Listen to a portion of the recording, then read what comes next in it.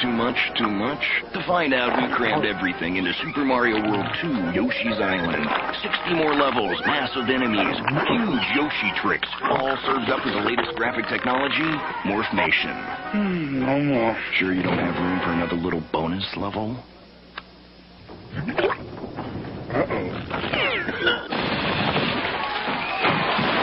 Super Mario World 2, only on the Super NES. Still the big one.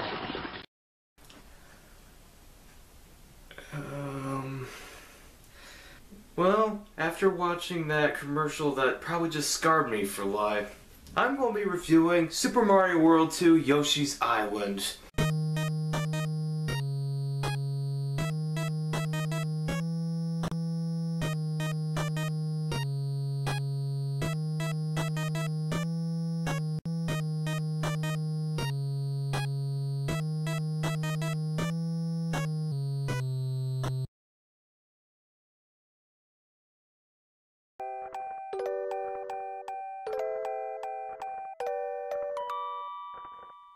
Yoshi's Island for the Super Nintendo is no doubt a very unique video game. In the 1980s, we had the original Super Mario trilogy, with the third one being not only the greatest Mario game ever made, but also one of the best video games ever made. Super Mario World was a launch title for the SNES, like how the original Super Mario Bros. Was for the NES. They were both system sellers and thankfully came with the system. You didn't have to buy it separately back then. Super Mario World was presented with the ultimate challenge, following up Super Mario Bros. 3. It is definitely a worthy follow-up, and although I don't love it as much as Super Mario Bros. 3, I do love it nonetheless, and I honestly consider it to be one of the best games on the system. Impressive for a launch title. Now, how do you sell millions of copies of a prequel Mario game? Well, say it is a sequel. Which brings me to the title. In Europe and North America, it is known as Super Mario World 2 Yoshi's Island, despite taking place before Super Mario World, having different gameplay style, controls, game progression, and even graphical differences. The only thing the two games have in common is Yoshi, but that's about it. The game was released in North America on October 4th, 1995. The game was $70 American when it first came out, since this game utilized the Super Effects powered GSU-2 chip to generate polygon effects as well as pre-32-bit animation effects, which American commercials dubbed Morphmation. It was pretty advanced for an SNES game, and North America audiences were lucky that $70 is all they charged for it. Want to know when these effects are used? Well, the intro has a painting-like quality, and even later in the intro, the Yoshis look like something off of Donkey Kong Country. The levels and character sprites also have a wide variety of colors. As for when polygon effects are used, pause the game and the spinning letters are modeled in 3D. Not only that, some of the castles have spinning platforms that look CG. I barely scratched the surface of the GSU-2 effects. I dare say it aged better than any other Mario game, to be honest. Well, it's tied with all the other Paper Mario games in that aspect. The game itself is a platformer. Because Mario is a baby, you have to carry him around as Yoshi. And let me tell you that Yoshi's controls have improved since Super Mario World. In Super Mario World, Yoshi could only swallow things, but he didn't have the trademark flutter jump yet, so there were areas where he couldn't reach, and so became Mario's jumping boost for those hard to reach platforms while poor Yoshi fell into the abyss.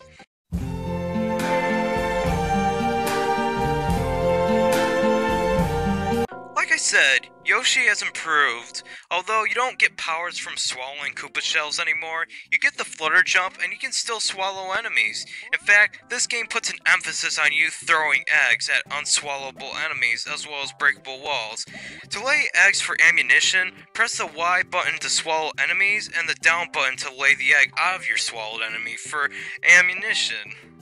Warning. Do not look at this from a scientific standpoint. You'll only make your head spin, and keep in mind, this is Nintendo logic. The same people who thought that it wasn't a good idea to release Mother 3 in North America. So you play the entire game as Yoshi, although occasionally you have to play as Baby Mario with the superstar that gives him the super cape. And unfortunately, you cannot fly with the cape, although the ability to run fast along walls is still there, so that's good. There's also the transformation blocks that changes Yoshi into a helicopter, tunneler, train, and even a submarine. But I honestly don't like these very much since you only have 19 seconds with the transformation before it runs out and you start back at that block. Sure, you can get it again, but it's really annoying when you're someone like me trying to get a 100-point score on each level, which is only possible by collecting 5 flowers, 20 red coins, and 30 jumping stars. And these vehicle transformations do not control that well.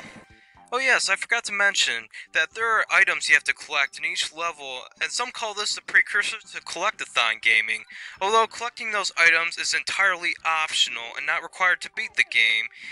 But you need to collect these items if you want to play the bonus levels.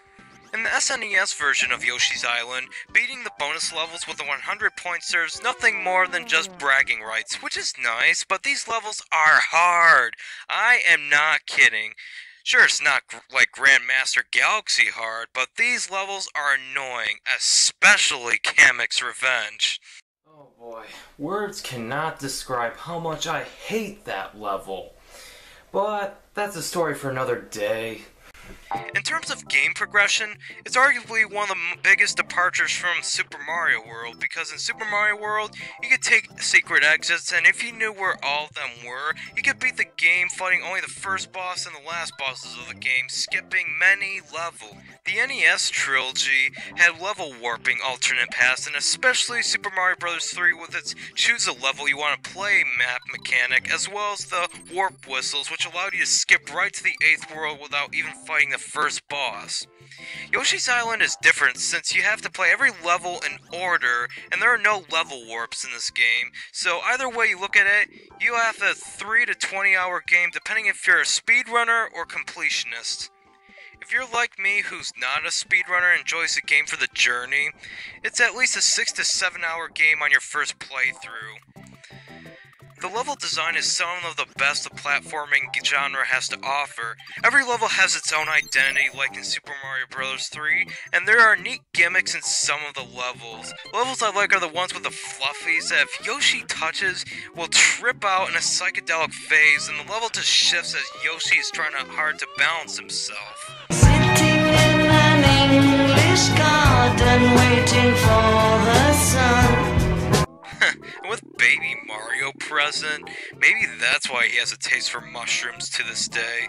Oh, come on, like you didn't see that coming. It's just a theory. You know what? Back to the review. I really like the castle levels in this game, since they usually test the limits of the GSU2 chip, and that some of them are platforming brilliance. Sure, there are some that are annoying, but if you make a mistake, the game doesn't feel cheap, and therefore, it's your fault for making that mistake. Although sometimes there are bad enemy placements, and you just don't have the eggs to take them out. And that can be very frustrating at times. And some of the castle levels don't exactly have the most strategically placed checkpoints, but they're there if you need it. Although, I don't like the running thieves. They're so annoying to deal with, and they always take Baby Mario away from me the first chance they get. The bosses in the game are really cool, and the best any video game has to offer, really. It's definitely the best in the series. I mean, the American Super Mario Bros. 2 had some really cool bosses like Claw Grip and Tri-Clyde, but Tri-Clyde and Mouser were reused in later levels. In Yoshi's Island, there are around 12 bosses in the game, plus the second phase of the final boss, and they're all original. Some may have similar strategies used to defeat, but some can give you a run for your money. Almost all of them require X being thrown at a weakness, but there's even a boss you can beat early before Kamek gets to transform it, and it's not even a glitch in the game since Kamek has a programmed reaction to what just happened. And there you have it. I just made an already easy boss even easier. Don't let anyone tell you that YouTube doesn't teach you anything. So, the story of the game is that, like other Mario games, somebody gets kidnapped and you have to rescue them. In almost all of the Mario games, it's Princess Peach. In the American Super Mario Bros. 2, it's the people of Subcon. In Super Mario 3D World, it's the Sprixies. In Luigi's Mansion, it's ironically Mario. In this game, you have to rescue baby Luigi. Why does he need rescuing? Well, because he's a helpless baby. Well, in this Mario-verse, the babies are literally delivered by storks. Again, Mario logic for ya. Well, one day, a stork is delivering twin babies, Mario and Luigi, to their expecting parents, and then Kamek, the Magic Koopa leader, discovers that these babies will grow up to stand in the way of the Koopa clan. So he sends his toadies to capture the stork and baby Luigi, but the stork accidentally drops baby Mario in the encounter, who luckily lands on the back of Yoshi, defying the laws of velocity and collision. The Yoshi will find a name tag with baby Mario, finding out that there's another baby that needs rescuing. So Yoshi and his friends set out on an adventure to rescue baby Luigi to get the babies home to their parents. Look, I don't write these video game plots. Just go with it. So at least this game has an original story, and it does have a satisfying ending which you could probably figure out in less than 5 seconds. But there is a twist in the end regarding Kamek the Magic Koopa, so please stay ignorant until the end and don't look up any walkthroughs or videos because you'll just spoil it for yourself and you can't unspoil something when it's spoiled.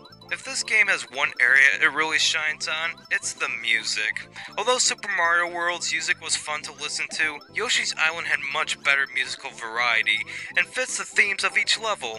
I really like the athletic theme and the cave themes.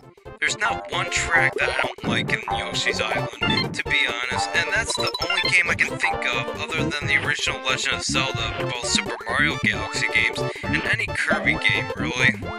Although in terms of sound, I find Baby Mario's crying to be annoying when you get hit by an enemy and have 10 seconds to reunite with Baby Mario, or Kamek's toadies will kidnap him.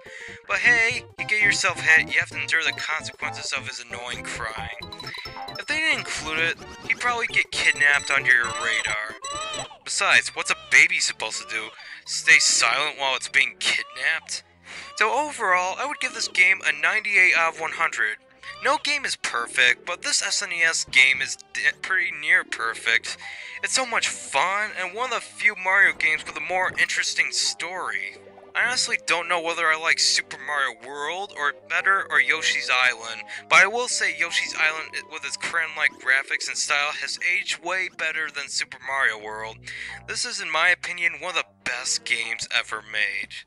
It's probably $18 US online, but if you had to pay the original $70, I'll tell you that you're getting beyond your money's worth. It's that good. It also has a high replay value if you either want to collect everything or just re-experience the levels.